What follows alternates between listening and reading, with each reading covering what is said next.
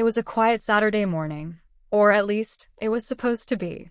The air smelled like freshly cut grass, the neighborhood kids were out with their bikes, and for the first time all week, I thought I could finally enjoy a calm weekend.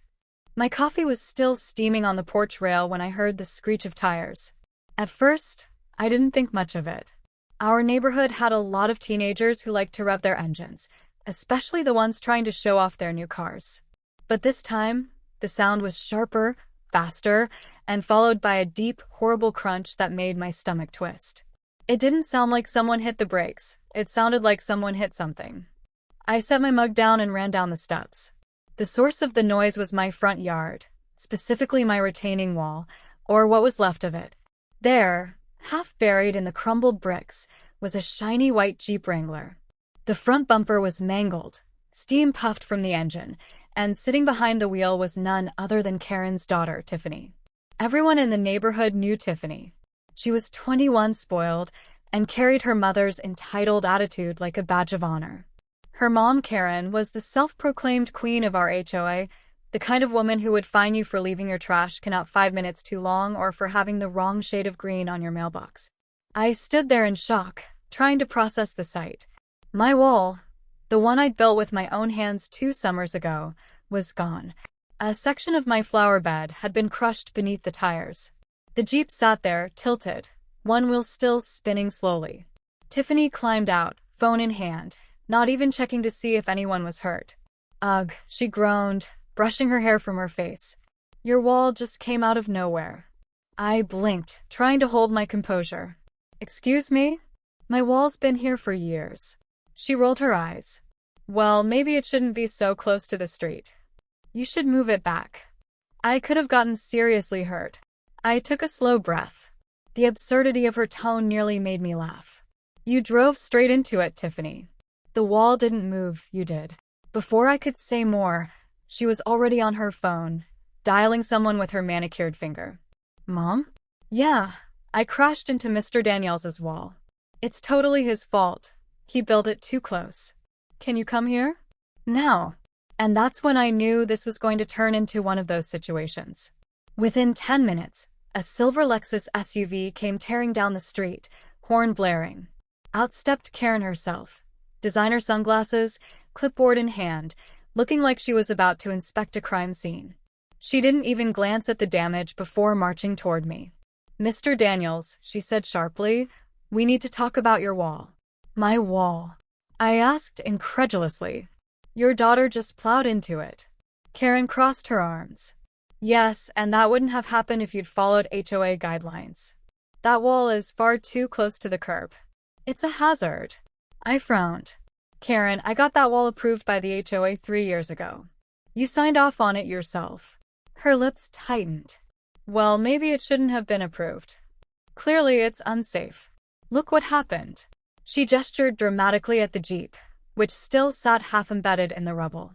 I wanted to laugh at how ridiculous this was, but instead, I reached for my phone and started taking pictures. Unsafe or not, it was fine until your daughter drove into it. You're both lucky no one got hurt.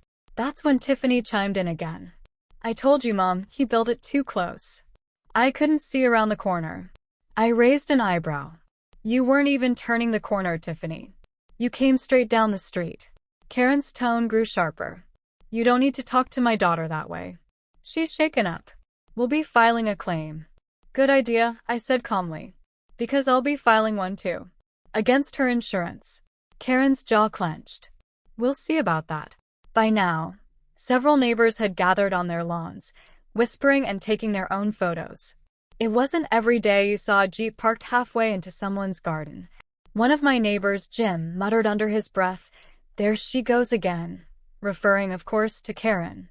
I called the police because at that point, it was obvious I'd need an official report. The officer arrived about 20 minutes later, clipboard in hand, eyes darting between the car, the wall, and the 3 of us standing there like actors in a bad drama. All right, he said, can someone explain what happened? Before I could speak, Karen jumped in. Officer, my daughter was driving safely when this wall appeared out of nowhere. It's built too close to the street, and it caused her to lose control. The officer raised an eyebrow, clearly skeptical. Walls don't just appear, ma'am. She's traumatized. Karen continued. Look at her, she's trembling. Tiffany, who had been texting on her phone the entire time, glanced up and sighed dramatically. Totally traumatized. The officer turned to me. Sir, do you have any documentation showing when this wall was built? I do, I said, already pulling up an email on my phone. Approved plans, inspection records, and the HOA's own sign-off. All right, here. He studied the screen for a moment, then nodded. Looks legitimate. He looked at Tiffany. Ma'am, were you using your phone when this happened? Tiffany's eyes widened. What? No. I was just checking my GPS. The officer jotted something down. All right.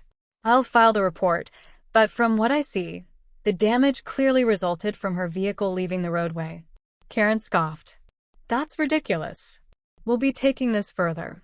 Ma'am, the officer said patiently, you're free to contact your insurance company, but from a legal standpoint, property owners aren't at fault when someone drives into their yard. Karen's mouth opened and closed, but she said nothing. She simply gave me a glare sharp enough to cut glass before storming back to her SUV. Come on, Tiffany. We'll handle this our way.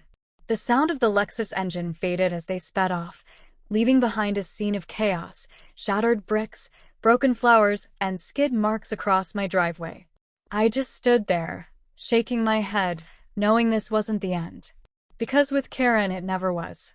The next morning, I woke up to the sound of construction trucks, but not the usual kind. When I looked outside, I saw a towing company loading Tiffany's Jeep onto a flatbed. The sight should have been satisfying, but as I watched, I noticed Karen standing beside the tow driver, clipboard in hand again, pointing toward my damaged wall. Even from my window, I could tell she was fuming. Her body language said it all. Stiff posture, clipped gestures, and the occasional dramatic wave of her arm as if giving a tour of a disaster zone. I sighed. I went outside, mug of coffee in hand. Morning, Karen. Here to apologize. She turned sharply, lips curling into a fake smile. Actually, I'm here to document the damages for our insurance claim. Our claim. I repeated. You mean mine. Karen adjusted her sunglasses. No, Mr. Daniels. My daughter suffered emotional distress and minor injuries because of your unsafe wall. We'll be including that in the claim. I almost choked on my coffee. Emotional distress? She hit my wall. She could have died, Karen snapped. And according to Section 14B of the HOA Landscaping Code, any wall, fence, or obstruction within 15 feet of the curb must be reported and reviewed annually. Yours wasn't. I frowned. It was grandfathered in, approved before that rule even existed. Karen smirked. We'll let the court decide that. That was the moment I realized this was no idle threat. She was really going to try to sue me. By noon, I received an email from my insurance company. They'd already been contacted by Karen's lawyer, demanding compensation for Tiffany's trauma and the unsafe conditions of my property. My jaw clenched as I read the words. Karen had taken her delusion to a professional level. But I wasn't about to let her rewrite the truth. I spent that entire afternoon gathering evidence, old emails from the HOA, dated photos of the wall's construction, even text messages from the previous HOA president confirming it was inspected and compliant. I created a folder titled Karen vs. Reality. Over the next few days, word spread around the neighborhood. Apparently, Karen had been telling everyone that I'd built a death trap in front of my house. Some neighbors believed her, others rolled their eyes. But it didn't take long before people started sharing their own Karen encounters. There was the time she fined a family for having a swing set that was too colorful. Another neighbor said she once threatened to tow his car for parking too close to her mailbox, even though it was 30 feet away. I'd always tried to stay on her good side, mostly to avoid headaches, but now she'd made it personal. One evening, about a week after the crash, I was watering what was left of my front garden when Karen's Lexus rolled up again. She didn't even bother turning off the engine before stepping out. Tiffany was in the passenger seat, wearing a neck brace this time, scrolling on her phone. Karen's voice was smug. Just letting you know, Mr. Daniels, we've filed the lawsuit. My lawyer says we have an excellent case. I crossed my arms. Good for you. Hope your lawyer enjoys losing. Her smile faltered. You think this is funny? I think it's insane, I replied. Your daughter was texting and driving, hit my property, and somehow I'm the one being sued? Karen leaned closer, her perfume clouding the air. You'll see. I know people on the HOA board. Once the inspection shows your wall was too close to the curb, it'll be over for you. Maybe they'll even force you to remove it entirely. I held back a laugh. You might want to focus on fixing your daughter's driving before you fix my landscaping. Her nostrils flared. You'll regret mocking us. She got back in the car and sped off, but not before Tiffany rolled down her window and shouted, "See you in court, loser." I watched them disappear around the corner, feeling the familiar pulse of frustration that only a Karen could inspire. But if she wanted a fight, I wasn't backing down. I contacted my insurance adjuster the next morning, explaining everything in detail. When I finished, there was a pause on the other end of the line. "Mr. Daniels," the adjuster said, "this is one of the most ridiculous claims I've seen. Don't worry, we'll handle it. From the pictures and report, you're clearly not at fault." Still, the idea of going to court gnawed at me. Karen had a reputation for dragging things out just to prove a point. And even if I won, I knew she'd use the whole ordeal to stir up gossip, to make me look like the villain in her little HOA empire. 2 weeks later, the court summons arrived. Official. Bold letters. Daniels versus Carson. I couldn't help but chuckle at the irony. Her last name was Carson, but around here, everyone just called her Karen. I showed up to court with a binder thick enough to stop a bullet, filled with every bit of proof I could find. My lawyer, a calm older man named Russell, looked through the pages and said, "You've done half my job for me." Karen arrived with Tiffany, both dressed like they were attending a charity gala. Tiffany's neck brace was still on. Though she didn't seem too bothered by it, I caught her taking selfies in the hallway before the hearing started. When we entered the courtroom, the judge looked weary, as if she'd seen this type of drama too many times before. She adjusted her glasses and said, "All right, let's get through this." Karen's lawyer started first, painting a picture of poor Tiffany as a young, responsible driver who was the victim of an improperly constructed wall built dangerously close to public property. He spoke for nearly 15 minutes, throwing in every legal phrase he could think of. Then it was Russell's turn. He stood calmly, flipped open the binder, and said, "Your Honor, if I may, I'd like to submit evidence showing that the wall in question was approved, inspected, and fully compliant with both HOA and county regulations." He handed over the documents. The judge flipped through them, nodding slightly. Karen's lawyer tried to object, claiming outdated approval, but Russell was ready. "These are stamped and dated by the HOA board, including Mrs. Carson herself." The courtroom fell silent. Karen froze. Russell continued. "Furthermore, according to the police report, the driver, Miss Tiffany Carson, was distracted by her mobile device moments before the collision." The judge glanced at Tiffany. "Is that true?" Tiffany hesitated. I was checking directions." Russell smiled faintly. "On a street she's lived on her entire life." A few quiet chuckles rippled through the room. Even the judge smirked. Karen's face turned red. "This is outrageous. We're the victims here." "Mrs. Carson," the judge said firmly, "from the evidence presented, it appears your daughter was negligent, not the defendant. The wall was built legally and safely. I see no grounds for your claim." Karen started to argue, but the judge raised a hand. "Case dismissed." Just like that. Karen's jaw dropped. Tiffany's phone slipped from her hand, clattering onto the table.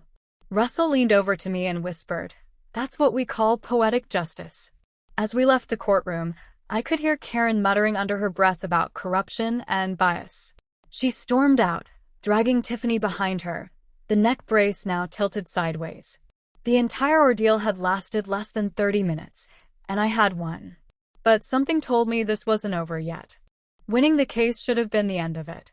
I thought that once the judge dismissed her ridiculous lawsuit, Karen would finally crawl back to whatever corner of HOA drama she came from. But if there's one thing I've learned about her, it's that she doesn't lose quietly. For about a week, things seemed normal. I rebuilt part of my wall, replaced the crushed flower bed, and finally started to relax again. But the peace didn't last long. It started with a letter, a bright white envelope with the HOA logo stamped in blue ink. I almost laughed when I saw it in my mailbox. Inside was a notice of violation. According to the letter, my wall was not consistent with the neighborhood's updated aesthetic standards and had to be reconstructed in compliance with new guidelines. I could practically hear Karen's smug voice as I read it. I called the HOA office immediately, and the receptionist, a polite woman named Cindy, answered. "Hi, this is Mark Daniels," I said. "I just received a violation notice about my wall. Can you explain why?" There was a pause. "Oh, Mr. Daniels. Yes, I've seen that notice. It was submitted by one of our board members, Mrs. Carson." "Of course. Cindy," I said carefully, "you and I both know this wall has been approved since 2021. It even survived a court case 2 weeks ago." "I know, sir," she said quietly. "I'll make a note of your call. But Mrs. Carson's pushing for a special review at the next HOA meeting." I sighed. Of course she is. That night, I attended the meeting. The community center was full.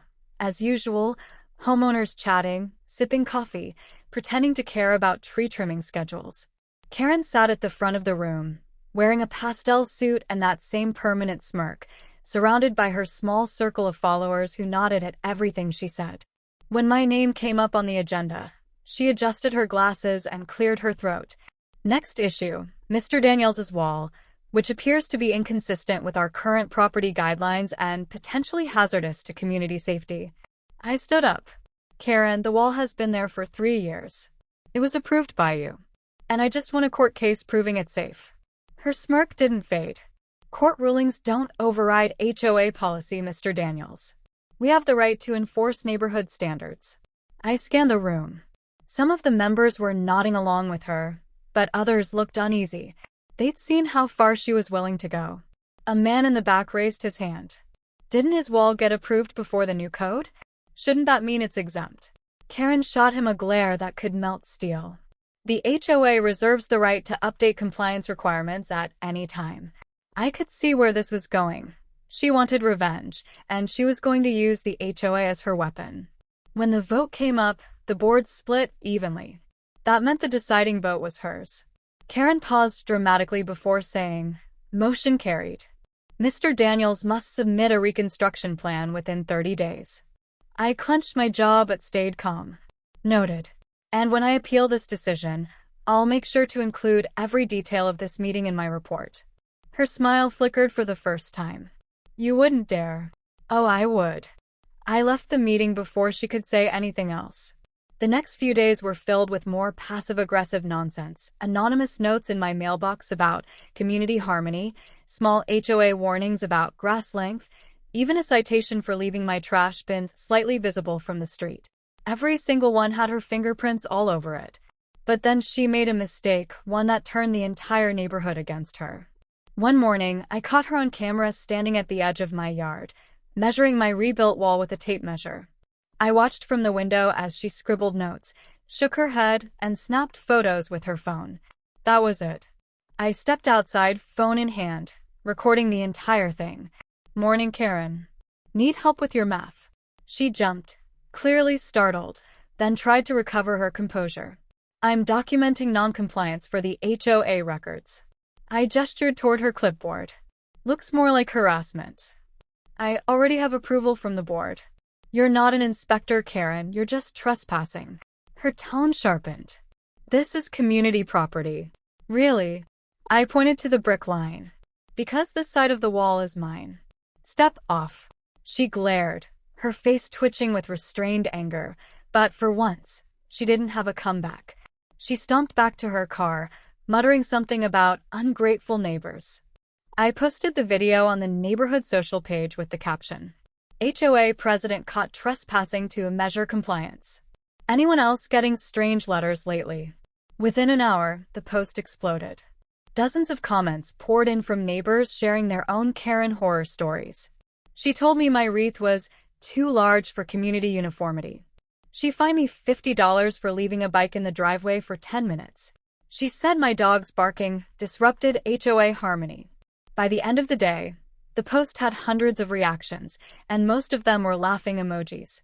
For once, the community wasn't afraid of her. They were fed up. The next HOA meeting was unlike any before. When Karen walked in, people didn't greet her with smiles or polite nods.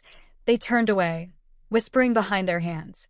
Someone had even printed a still from my video and taped it to the bulletin board with the caption, "Community Property Inspector, Karen the Measuring Queen." She tried to start the meeting like nothing was wrong, but no one was paying attention.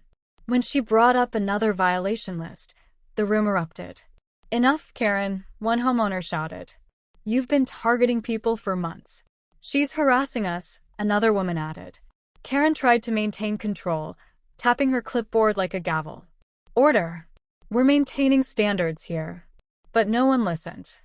The board members, tired of the chaos, eventually voted to suspend her position pending an investigation. When the motion passed, her jaw dropped. "You can't do this to me," she yelled. "I am this HOA." "Not anymore," someone muttered from the back. She stormed out, slamming the door so hard the window rattled. After the meeting, Cindy from the HOA office approached me. "Well," she said with a grin, "I think that's the first meeting that actually ended with applause." I laughed. Let's hope it's the last one she runs. For the first time in months, the neighborhood finally felt normal again. Kids played outside, people waved without fear of being reported, and the constant tension lifted like fog after rain. But deep down, I knew Karen wasn't the type to disappear quietly. She had lost the court case.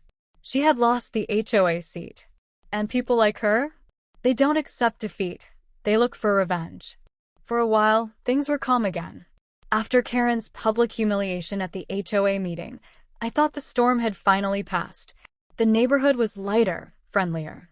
People waved when they walked by. A few even thanked me for standing up to her. But deep down, I knew someone like Karen doesn't just fade away. People like her don't admit defeat. They just wait for the next opportunity to strike. That opportunity came about a month later. It was a cool evening, early autumn. I was in my driveway trimming the hedges when I noticed a familiar Lexus creeping slowly down the street. My stomach dropped when I saw who was behind the wheel. Karen. Her car idled in front of my house for a few seconds. She didn't get out, just sat there, glaring at my property. Then, without warning, she pulled out her phone and started snapping photos again. I sighed and decided to record the encounter. As I raised my phone, her window rolled down. "You think you've won, don't you, Mark?" she called out. I stayed calm. "Karen, it's over. You lost the case. You lost the board. Just move on." Her tone sharpened. "You embarrassed me in front of this entire neighborhood. You made me a joke." I shrugged. "You did that yourself." Her eyes burned with fury. "You'll regret this. I promise you, I'll make sure you're sorry." Then she sped off, tires squealing, leaving the smell of burnt rubber in the air. I thought she was just venting, but I was wrong. The next morning, I woke up to find my mailbox open, papers scattered across the lawn. At first, I thought it was kids messing around, until I saw the envelope taped to the side of my wall. It was from the city zoning department. Apparently, someone had filed a complaint claiming my wall encroached onto public property and posed a safety hazard. The letter stated that inspectors would be visiting within the week. I didn't need to guess who filed it. I called the number on the notice and explained everything. The woman on the line sighed and said, "You're not the first person from your neighborhood to call about that same complainant. Don't worry, sir, we'll send someone out to confirm, but it sounds like harassment." A few days later, the city inspector showed up. He was a middle-aged man with a calm, patient demeanor. He took one look at the wall and chuckled. "This thing's not even close to the property line," he said. "Whoever filed this doesn't understand how easements work." "I think she understands," I said. "She just doesn't care." He smiled knowingly. "Well, I'll make a note of it in the report. You'll be fine." Sure enough, 2 weeks later I received confirmation. No violations found. Case closed. I could have left it there, but I wanted to make sure Karen couldn't keep doing this to anyone else. So I gathered all the evidence. Her false complaint, the HOA letters, the video of her trespassing, and even screenshots of her online posts about me. I compiled everything into a neat folder and sent it to the HOA Oversight Committee at the county level, along with a written report signed by several of my neighbors. A month later, the response came back.